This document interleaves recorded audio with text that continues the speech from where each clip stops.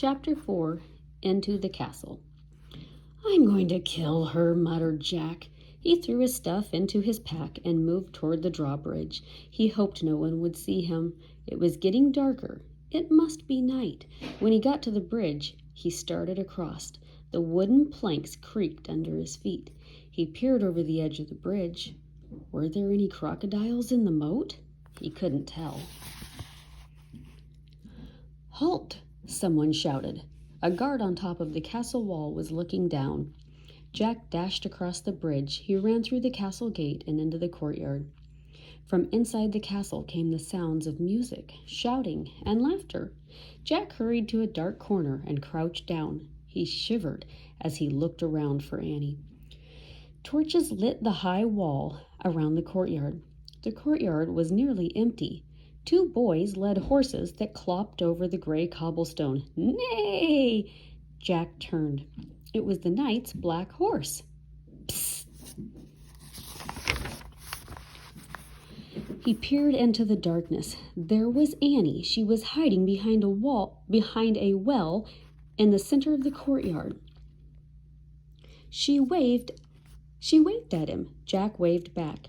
He waited till the boys and horses disappeared inside the stable. Then he dashed to the well. "I'm going to find the music," whispered Annie. "Are you coming?"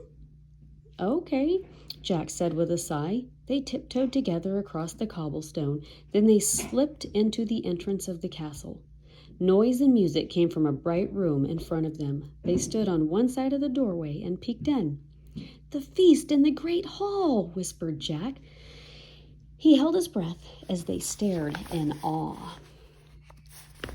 A giant fireplace blazed at one end of the noisy room. Antlers and rugs hung on the stone wall.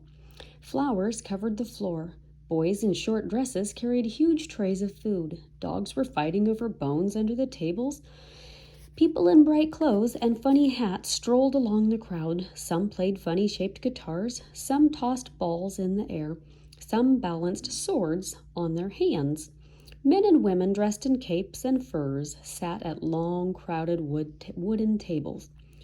"I wonder which one is the knight," said Jack. "I don't know," whispered Annie, "but they're eating with their fingers." Suddenly, someone shouted behind them. Jack whirled around. A man carrying a tray of pies was standing a few feet away. "Who art thou?" he asked angrily.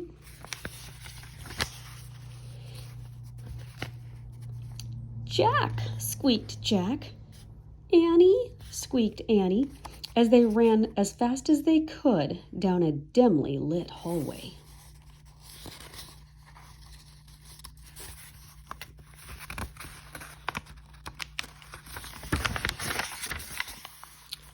Next is Chapter 5.